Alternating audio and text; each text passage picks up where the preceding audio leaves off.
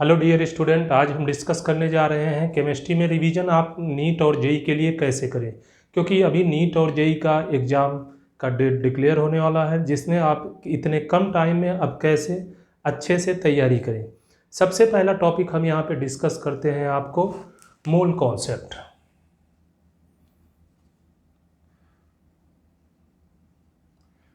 Mole concept topic आप कैसे पढ़ेंगे, क्या क्या टॉपिक इसमें इम्पॉर्टेंट है और इस चैप्टर का कितना इम्पोर्टेंस अदर चैप्टर्स के अंदर होता है, ये चीज़ आपको अभी मैं यहाँ पे क्लियर करूँगा।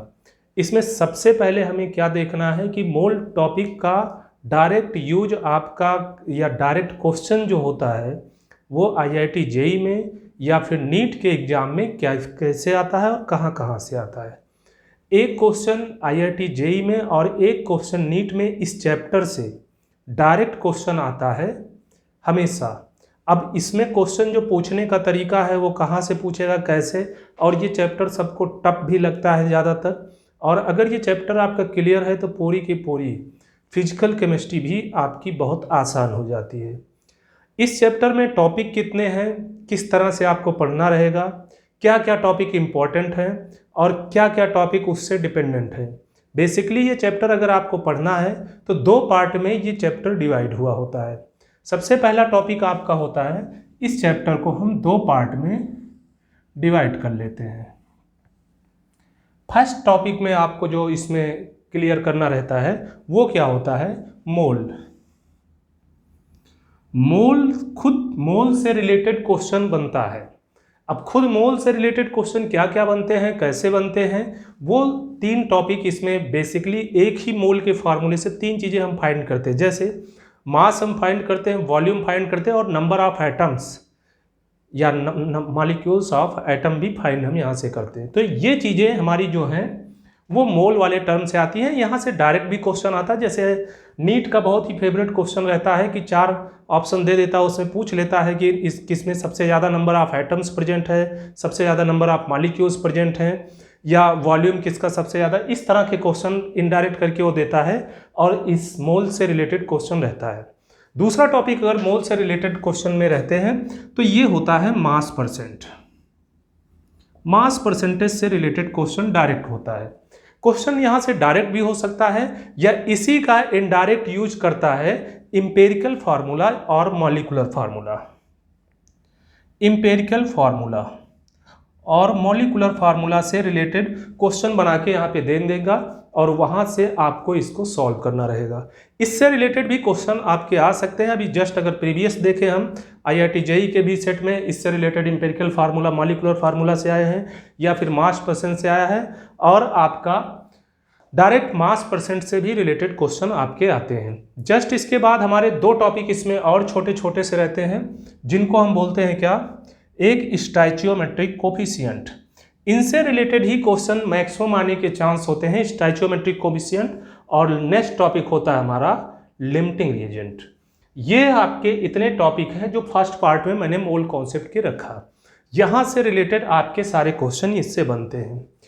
यहाँ से ज़्यादातर चांस आपके होते हैं कि नीट या जेई का पेपर आप देने के लिए बैठे हैं तो एक क्वेश्चन आपको इन टॉपिक से 100% मिल जाने की चांस होते हैं। जस्ट इसका अगर दूसरा पार्ट देखते हैं तो दूसरे पार्ट का भी यूटिलाइजेशन और भी चैप्टर्स में होता है। जैसे इसके दूसरे पार्ट को हम ज़्यादातर किसमें, सॉल्यूशन में जाके पढ़ते हैं। यहाँ पर थोड़ा टॉपिक दे दिया है, थोड़ा सॉल्यूशन में दे दिया है और थोड़ा सा कहाँ पे दिया है, इलेक्ट्रोकेमिस्ट्री में। वैसे इस चैप्टर का यूटिलाइजेशन अगर देखें तो आपका सॉल्यूशन चैप्टर मोल कॉन्सेप्ट का पूरा एप्लीकेशन होता है, और ionic equilibria, chemical equilibria, chemical kinetics, electrochemistry, thermodynamics और स्टेट ऑफ मैटर में इनका डायरेक्ट यूज होता है। अगर ये चैप्टर आपके क्लियर नहीं है तो फिर ये टॉपिक आपके क्लियर नहीं होते हैं। तो इसमें क्या क्या होता है, बेसिकली यहाँ पर जो टॉपिक इसमें पढ़ने होते हैं वो वॉल्यूमेट्रिक एनालिसिस से रिलेटेड होते हैं, या इसे सॉल्यूशन का पार्ट हम कह सकते हैं, या फिर हम इसको सीधा सीधा एक पार्ट में कह दें सॉल्यूशन पार्ट, सॉल्यूशन और वॉल्यूमेट्रिक। इसमें सबसे पहला टॉपिक हम जो स्टडी करते हैं वॉल्यूमेट्रिक या सॉल्यूशन वाले पार्ट में, इसमें हमारा टॉपिक होता है इक्विवेलेंट वेट और दूसरा टॉपिक होता है ग्राम इक्विवेलेंस।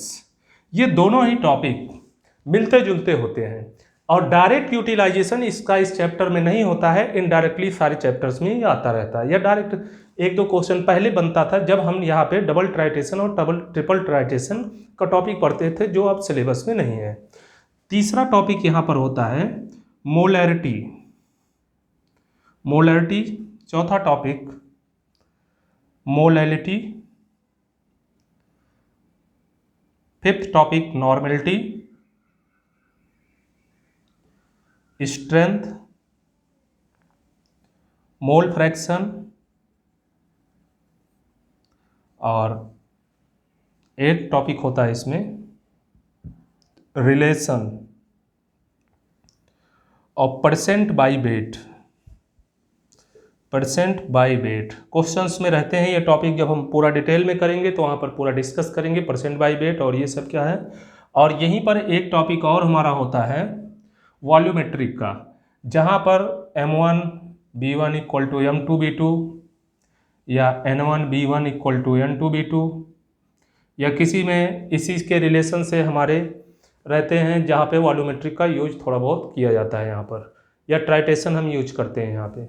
और एक पॉइंट यहाँ पे लिखा है रिलेशन। ये रिलेशन क्या होता है, नॉर्मेलिटी मोलरिटी में रिलेशन होगा, मोल फ्रैक्शन में रिलेशन होगा, मास परसेंट्स में क्या रिलेशन है, परसेंट बाई वेट में क्या रिलेशन है, ये सारे टॉपिक इसके अंदर आ जाते हैं। और इनडायरेक्टली ये टॉपिक जो होता है हमारा, ये बेसिकली आयनिक इक्विलिब्रियम में यहाँ वाला यूज होता है, जो आपको बहुत डिफिकल्ट लगता है ये टॉपिक की मोल कॉन्सेप्ट का भी उसमें यूज हो जाता है और डायरेक्ट उसका फार्मूला आप अप्लाई करते हैं, वहाँ से क्वेश्चन सॉल्व नहीं होते।